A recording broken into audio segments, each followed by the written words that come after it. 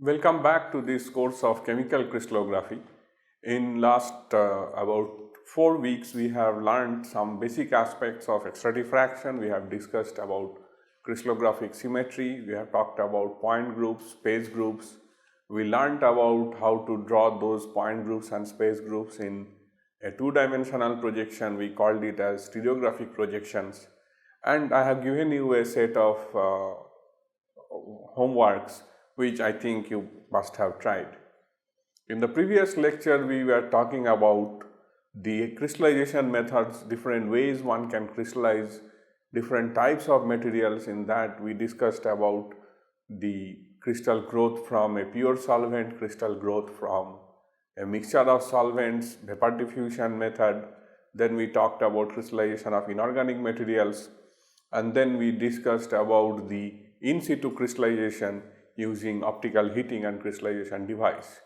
So while discussing about crystallization processes, we also talked about how one should identify and choose a crystal for a diffraction experiment. One should look at the crystal under optical polarizing microscope, use the analyzer efficiently to identify the crystals which are showing extinction, as is seen in the case there. It is seen in the case of this crystal which shows extinction when the analyzer is rotated by 90 degree. In the same way, another crystal which is of irregular shape also shows extinction when the analyzer is rotated by 90 degree. Here, in the case of right hand side crystal, as we have seen, the analyzer, when it is at 0 degree, it shows that the crystal is transparent. But when we rotated the analyzer by 90 degree, it shows multiple colors, indicating that there are different domains in which the crystal unit cells are oriented. Then we learnt about selecting a crystal, and we learnt about how to mount a crystal. In this part of the lecture, I think I did not mention another way of mounting which we used to use at some point of time, but even now one can use it for data collection in case you do not have access to these loops. What one does in that case is you take a thin glass fiber, mount it on a brush pin which is available with every diffractometer facility, and then glue it at the bottom so that the glass fiber does not move. Mind you, the diameter of that fiber will be from about 0.1 to 0.4 millimeter. So this is a very thin glass fiber, and one can use some glue which hardens very quickly, something like epoxy or the glue available from different suppliers. With that glue, we take little bit of glue at the tip of this glass fiber and then stick the crystal on top of it as vertical as possible, and then we mount this brush pin with the crystal on that diffractometer and try to collect data. The other option is that if you have a sensitive crystal which is maybe moisture sensitive or air sensitive, then one can use the Lindemann glass capillaries which we used in case of liquid samples. So what we can do is we can take a piece of a Lindemann glass capillary of a desired diameter and then insert this capillary in the same brush pin, a cylinder like this, and close it with glue. The bottom is also closed with glue, and then we insert the crystal from top. We choose the loop such that the crystal fits inside the loop, and we put this crystal along with a bit of oil which holds the crystal on the wall because of surface tension, and then we can close the top of this capillary with glue so that the crystal can be isolated from the external atmosphere and we do not have any contact of the crystal with the air or moisture which is there outside. So by doing these different types of mounting, one can then do the data collection on any diffractometer. So now let us try to understand the theory and experimental details behind this data collection methodology. When we are saying that we would like to collect a crystal data, that means we are trying to collect the diffracted intensity out of all the reciprocal lattice points which are falling within this limiting sphere. As we have learned in the previous lecture, this limiting sphere contains reciprocal lattice points at a given distance, and those lattice points represent direct planes in the real crystal. And when these reciprocal lattice points coincide with the sphere of reflection or the evolved sphere which is here, a diffraction occurs. Hope you remember that we have shown one animation where it was shown that if we shine X-rays from one side and the crystal is kept here, as soon as one of the points meet the circumference of this evolved sphere, a reflection is generated. This is the X-ray diffraction, X-ray diffracted beam that is then recorded using a detector.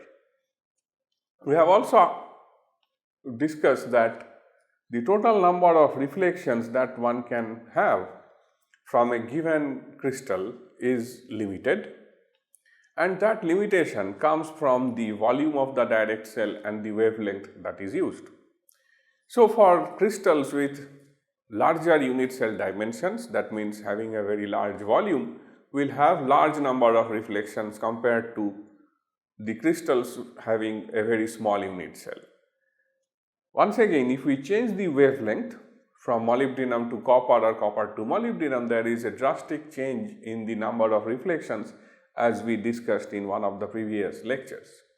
Using copper K alpha radiation for an orthorhombic system, if we can get 1600 reflections, if we take one orthorhombic system with 1600 cubic angstrom volume and use copper K alpha radiation, we may get about 14,600 reflections, whereas if we use molybdenum K alpha radiation, it increases by about 10 times. So, what constitutes the unique data?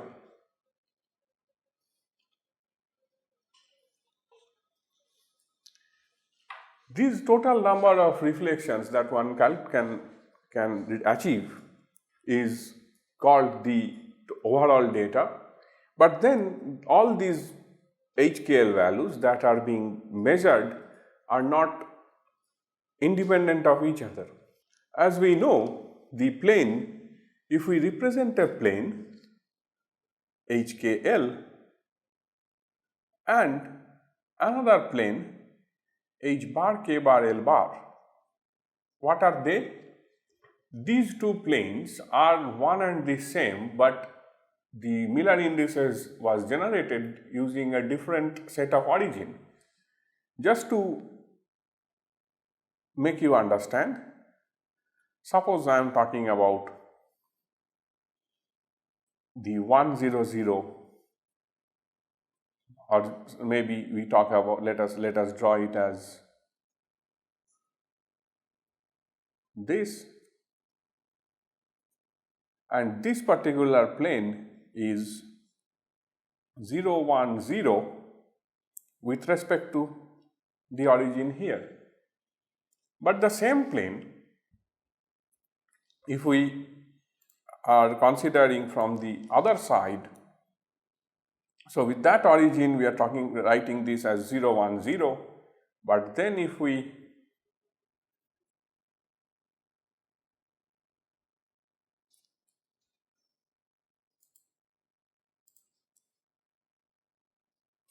and then with respect to the new origin located at this point,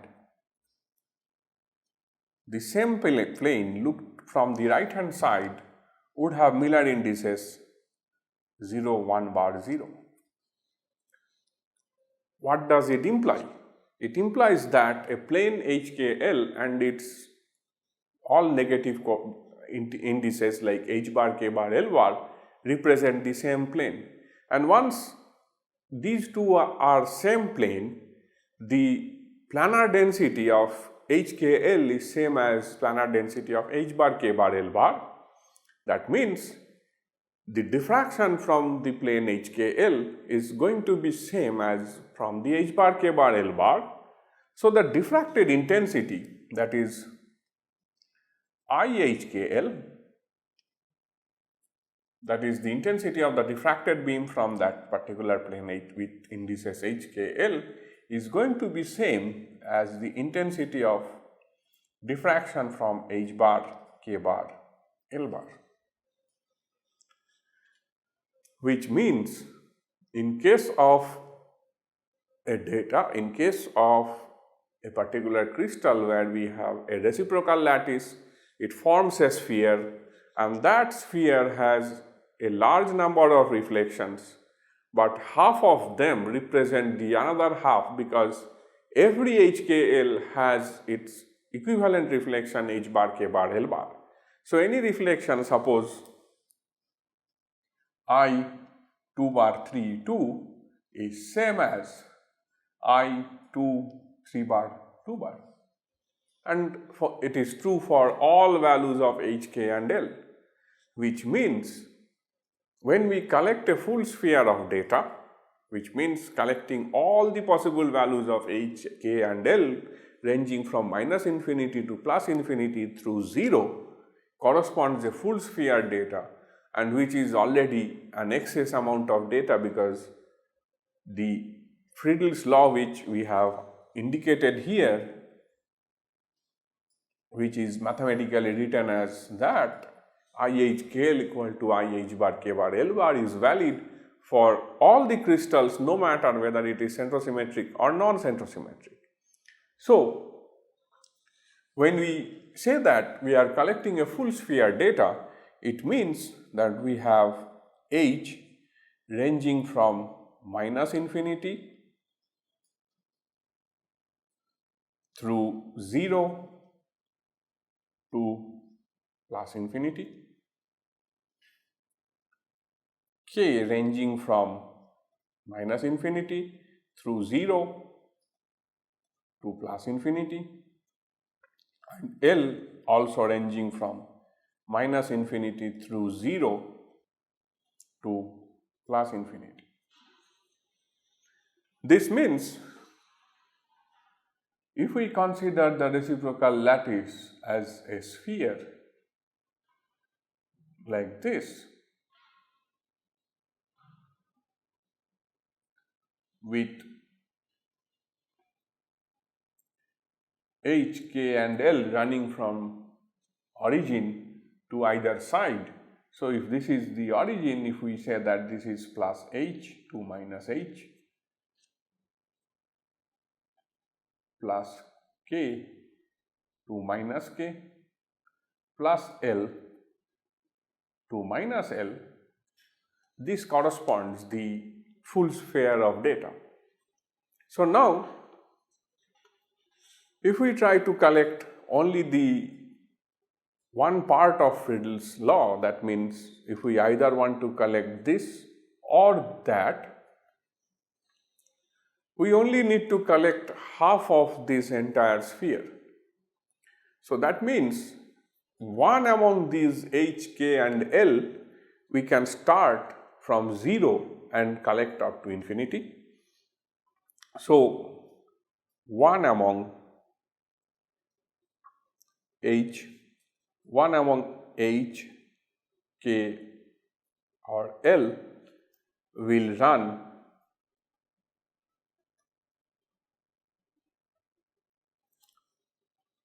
from 0 to plus infinity, and other two will run from minus infinity through 0 to plus infinity, which would mean that we are actually collecting the data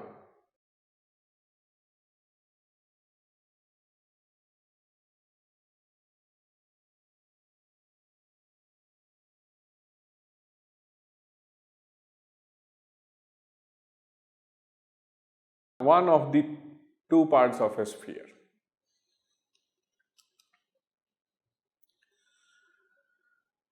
So, what we understand from here is that the distribution of intensity among the sphere, that is the reciprocal lattice sphere, is centrosymmetric in nature. The distribution of intensity being centrosymmetric following Friedel's law, we only need to collect the hemisphere of data. So now, when we have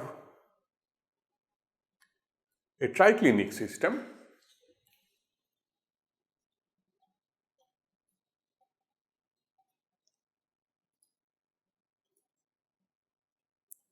what symmetry do we have? We can have one or maximum one bar, which means we can only have x, y, z or x, y, z and x bar, y bar, z bar as equivalent points. So, this means we have only to a maximum of inversion symmetry. So, in case of triclinic, the only symmetry that the intensities can have is the Friedel's law.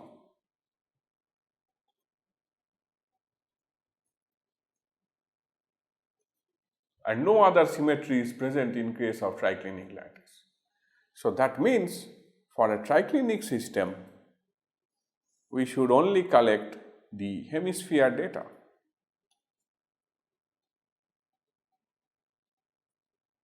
And that will constitute the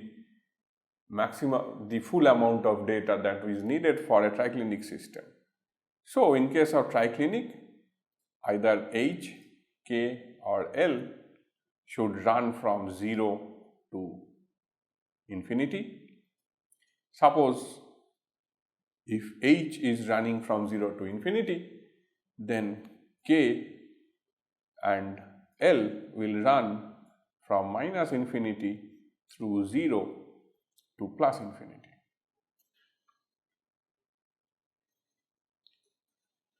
For monoclinic systems,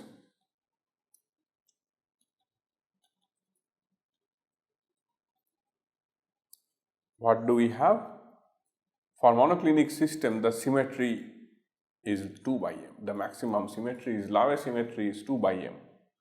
So, this 2 by m indicates that we have a two-fold axis parallel to y and we have a mirror plane perpendicular to y. These two symmetry conditions give rise to two sets of reflections. One set corresponds to I HKL equal to I H bar K bar L bar, which is nothing but Friedel's law, is equal to I H bar K L bar, which is a two-fold operation from the first point parallel to y and the corresponding Friedel mate of this reflection, which is H K bar L, which actually is a mirror operation perpendicular to y. So, these four reflections have the same intensity and they fall in one particular group, and the second set of reflections will having indices like this, h bar k l, the corresponding Friedel's equivalent or Friedel's opposite is h k bar l, and then again we apply twofold on this first h k l, so we get h k l bar, and the corresponding Friedel opposite of this is h bar k bar l. So that means this is a 2 parallel to y and this is a mirror perpendicular to y. So now we have two such sets of reflections which are equivalent. So this means that we only need to record one among all this and one among all that, and as a result the amount of data that is needed to collect the total number of reflections which is minimum required for monoclinic is reduced to 1/4. So in this case the values for h, k and l that are required to be recorded is like this. Since y is the unique axis, we should collect k from 0 to plus infinity, and one of those two, either h or l, from 0 to plus infinity, and the other one from minus infinity to plus infinity. Either this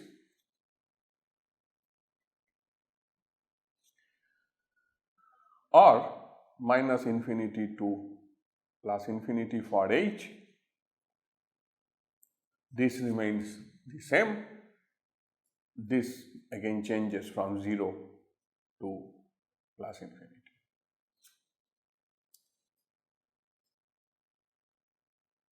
Which means we are only trying to collect the 1/4 of the sphere, which I am going to mark now.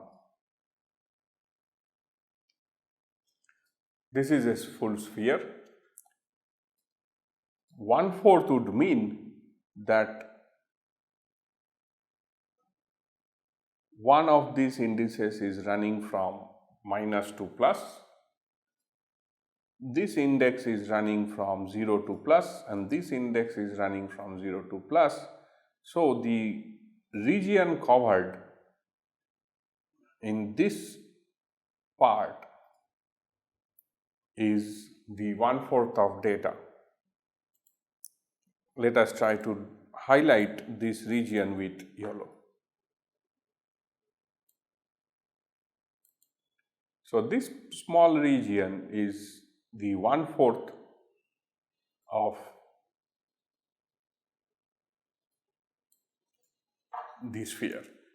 This can be understood if you consider an orange, and that orange, if it is cut from the middle, is half of the sphere, which is only the upper half, and that upper half, if it is chopped vertical, then what segment we get is 1/4 of the sphere, and we are talking about that 1/4 portion in this particular case. For orthorhombic system, what we have in case of orthorhombic lattice, the symmetry that we have is MMM. That is the Laue symmetry of orthorhombic system. What does it mean? It means a mirror perpendicular to x, a mirror perpendicular to y, and a mirror perpendicular to z. So when we have such orthorhombic system, we have the condition satisfying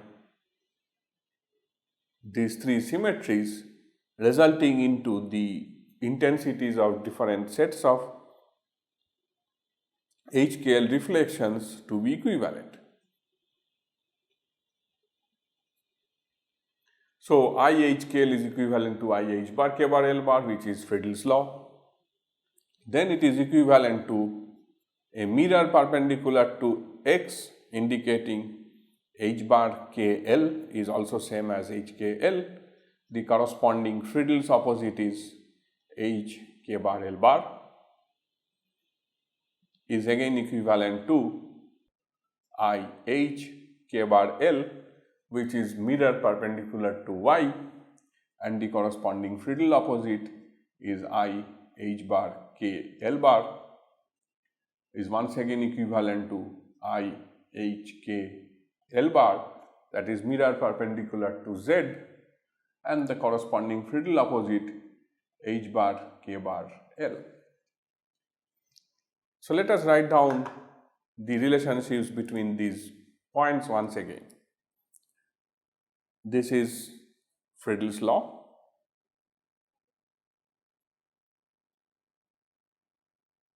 This IHKL being equivalent to this IH bar K bar is because it has a mirror perpendicular to X.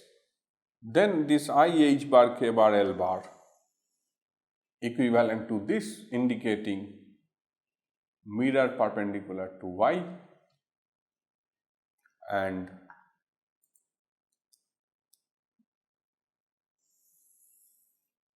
this indicates mirror perpendicular to Z, and the corresponding pairs here are related by Friedel's law.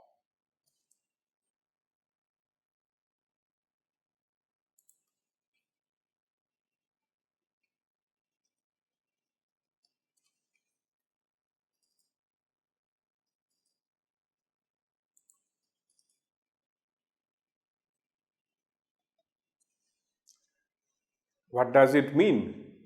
There are 8 different sets of HKLs which are equivalent. So if you collect any one of these 8, it is going to represent all those 8 reflections in the reciprocal sphere. So all these 8 reflections need not be collected, but one can only collect one of those 8, which indicates for orthorhombic system we only need 1/8 of a sphere.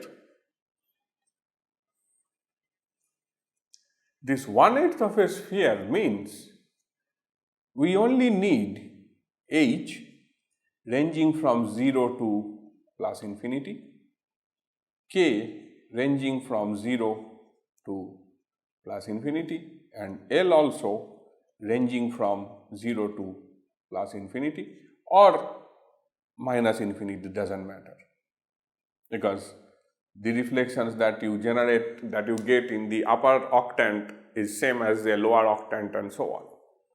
So what are we trying to mean here? We mean that if this is a sphere,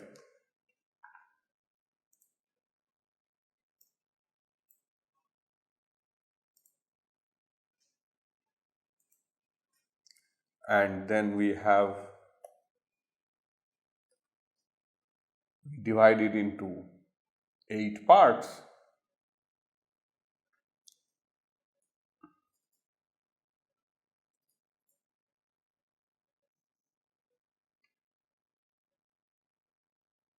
so starting from the origin, which is here, one can have plus H and minus H, plus K, minus K, plus L to minus L.